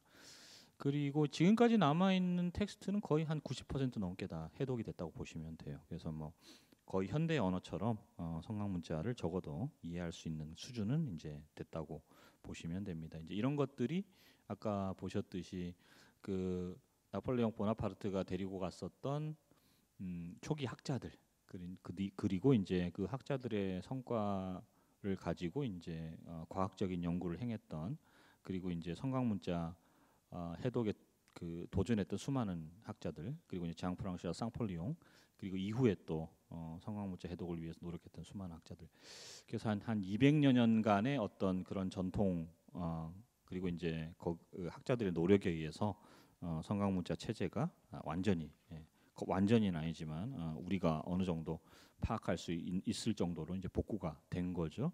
그럼 이게 이제 무엇을 뜻하느냐? 아까 우리가 잠깐 그 10개 영화 10개 모습도 보시고 뭐 했는데 이집트인들이 적어놓은 글을 우리가 직접적으로 읽게 된 거죠. 이런 것들이 이제 우리가 이제 학계에서는 1차 사료라고 부르는데 1차 사료를 우리가 마음대로 이용할 수 있게 된 거죠. 그래서 이제 갈수록 이집트 뭐 이쪽에 대한 지식들이 점점 늘고 있는 그런 상황입니다. 자, 끝으로 제가 이제 알파벳과 관련된 내용을 이제 말씀드릴 텐데요. 성강 문자 체계는 아까 보셨듯이 이제 그림 문자가 굉장히 많습니다. 기본적으로 사용되는 게 한 600개 정도고요. 문자가 이제 그런 문자들이 조합해서 사용되고 그다음 후대로 갈수록 이제 문자의 숫자가 늘어납니다. 그래서 나중에는 한 1,500개 정도의 문자를 이렇게 저렇게 조합해서 사용을 해요. 그래서 이제 읽는데도 시간이 많이 걸리고 배우는데도 시간이 많이 걸리고 그래서 정말로 극소수의 신관들 그리고 이제 학자들 이런 사람들만이 이제 알고 있었는데 이걸 가지고 일반인들이 이제 문자 생활을 하기는 굉장히 힘들거든요. 자, 그래서 이제 출현한 게 알파벳인데 이 알파벳의 기원이 어디에 있느냐? 이집트 쪽에 있습니다. 그래서 보시면은 이집트 지도를 보시면 아까 말씀드린 대로 여기가 이집트 본토고요. 강이 흘러가는 이쪽에 이제 시나이 반도가 있는데 시나이 반도는 지금도 그렇지만 옛날에도 이집트 영토였습니다. 그리고 이 시나이 반도에서 이제 뭐가 채굴됐냐면은 구리, 그 다음에 이제 터키석, 우리로 치면 이제 옥과 같은 보석이 이제 채취가 됐어요. 그래서 여긴 사막지대인데 광산들이 있었습니다. 그래서 이제 구리하고 터키석을 채취하던 광산들이 있었고요. 그래서 이제 그 광산 지역의 광부들하고 그다음 그 광부들을 관리 감독하는 이제 관리들이 파견됐었는데 그래서 여기 보시면 석비들이 막 이렇게 줄지어 서 있는데 이런 석비들은 관리들이 자신이 여기 부임해서 일정 기간 동안 이제 체류한 걸 기념해서 이제 세운 겁니다. 이 지역이 이제 현대 지명으로 세라빗 엘 카딤이라고 이제 불리는 곳입니다. 자, 그래서 신전하고 석비가 있는데 지금 세라빗 엘 카딤은 거의 뭐 그냥 사막 풍경 그대로예요. 근데 옛날에는 이렇게 이제 신전도 있었고요. 그래서 작은 신전하고 거주지가 조성돼 있었던 곳입니다. 핫도르 여신 신전도 있고요. 이게 이제 석비의 모습인데 여기 보시면은 이쪽에 서 있는 인물이 여신이고 하스로란 여신이고요. 그다음 이쪽에 있는 사람이 이제 관리입니다. 그래서 이 지역은 하소르란 여신이 담당하고 있었기 때문에 이 여신한테 그 자신이 이제 잘 임무를 마치고 본국으로 돌아갈 수 있도록 이제 기원을 한 거죠. 암소의 귀를 가진 여신이었고요, 하소르 여신. 예. 세라벳 엘카딤에서는 이제 터키석의 여주인이라고 이제 불렸습니다. 그러니까 터키석 광산을 이제 담당하고 있었던 여신인데, 그래서 이제 이 지역의 수호 여신 같은 성격을 가지고 있었어요. 근데 여기서 뭐가 발견됐느냐? 스핑크스가 하나 발견됐습니다. 스핑크스는 여러분 아시다시피 이제 사람의 얼굴에 사자의 몸을 한 그런 그 상상의 그 신화 속의 동물인데, 이 스핑크스가 하스루 여신의 얼굴을 하고 여성의 얼굴을 하고 있는 스핑크스가 이제 발견이 됐습니다. 이게 1905년에 그 플린더스 피틀이라는 그 고고학자의 아버지라고 불리거든요. 고고학의 아버지에서 이제 발굴이 됐는데, 보시면 여기에 이쪽에 뭐가 적혀져 있느냐? 기호들이 적혀 있습니다. 기호들이 적혀 있는데 원래 저게 그 성곽문자 기호들이거든요. 근데 성곽문자로는 해석이 안 되는 거예요. 그래서 도대체 이 기호가 뭘까? 그 학자들이 이제 고민을 했는데, 이걸 해독한 사람은 이제 영국의 엘렌 가디너라는 영국의 이집트 학자예요. 그래서 이집트 문법책을 쓸 정도로 이집트어에 이제 정통한 학자인데, 여기 보시면 이게 그 스핑크스 이쪽 면에는 성곽문자가 써 있어요. 진짜 성곽문자가 써 있는 거죠. 자, 그래서 여기 보시면은 이제 문자로 뭐라고 써 있냐면은 메리 후테루, 그다음에 넵 메프카트. 그래서 아까 그 하토르 여신과 하토르 여신의 별명이죠. 터키석의 여주. 그래서 하토르 터키석의 여주의 사랑을 받는 자라고 성곽문자로 써 있습니다. 이건 이미 해독이 됐거든요. 아까 말씀드린 대로 장 프랑스와 쌍폴리옹 이후에 이제 해독이 됐으니까 1905년에는 다 읽을 수 있었죠. 이제 문제는 요 밑에입니다. 성곽문자하고 비슷한 문자가 적혀 있는데 이게 뭔지 모르겠는 거예요. 근데 이거를 이제 그 아까 말씀드린 그 알란 가드너가 이제 판명을 했는데, 보시면은 이제 음가가 자음만 있어요. 자음 맨 앞자만 있습니다. M, 그다음에 아인, 알레프죠. 알레프, 그다음에 have, 아합, 그다음에 블랏 이렇게 돼 있거든요. 그래서 이제 이걸 해독하니까 이게 세머구나라는 걸 이제 알아낸 겁니다. 세머라는 게 이제 그 유대인들이 사용하는 히브리어를 비롯해서 지금 아라비아 이런 언어들이 이제 세머인데, 그래서 해석을 해보니까 여주의 사랑을 받는 자. 그러니까 이집트어로 적힌 것하고 여기에 이런 기호들하고 적힌 것하고 의미가 똑같거든요. 그래서 이제 이걸 어떻게 결론을 내렸느냐? 한쪽 부분은 성곽문자로 쓰고 다른 한쪽 부분은 당시의 사람 셈족들이 이제 성곽문자를 변형시켜서 자신들 나름대로 사용했던 최초의 알파벳이다라고 이제 결론을 내린 거죠. 그리고 이쪽에 보시면은 마찬가지로 여기 보시면은 여주에게라고 이제 되어 있습니다. 그래서 이제 발라트라고 되어 있죠. 자, 여기서 보시면 벨이 셈으로 전통적으로 이제 주라는 뜻이에요. T가 붙으면 이제 여성형인데, 그래서 이제 블라트가 여주고요. 그다음 L이 붙으면 역격이 됩니다. 여주에게 바치는 그 스핑크스가 되는 거죠. 자, 이게 최초의 성곽문자에서 파생된 그 알파벳이고, 이게 이제 어떻게 전파가 되느냐? 페니키아 쪽에 가서 이제 전파가 됩니다. 그러면 이제 페니키아인들이 나중에, 페니키아인들은 지금 치면 바레인 지역에 있던 사람들이라고 보시면 돼요. 이제 그 거기서 지중해 전역을 돌아다니면서 이 사람들이 항해를 하고 무역을 했는데, 무역에 꼭 필요한 걸 기록해야 되는데 뭐 성곽문자나 다른 뭐 서령문자나 이런 것들은 너무 어렵거든요. 그래서 아까 말씀드린 대로 그 초기 알파벳을 이 사람들이 채택을 해서 자기들이 이제 기록을 합니다. 그래서 만들어진 게 요 그 알파벳이에요. 그래서 이제 알렙베트, 기멜, 달레트, 해, 바브, 자인, 헤트. 그래서 보시면 이게 이제 그 히브리어 알파벳하고 순서도 똑같고요. 그리고 이제 발음도 거의 비슷합니다. 예, 그래서 이제 굉장히 간단하죠. 예, 그래서 요 음가를 표현한 우리가 지금 사용하는 알파벳하고 뭐가 똑같느냐? 사용 방법이 똑같습니다. 예, 그래서 이제 음만 기록하는 거예요. 그래서 여기 보시면 이게 그 페니키아 알파벳으로 적힌 비석입니다. 그래서 이제 이런 그 페니키아 알파벳이 널리 전파되게 되었죠. 예. 그리고 이제 이 페니키아 알파벳이 어디로 가느냐?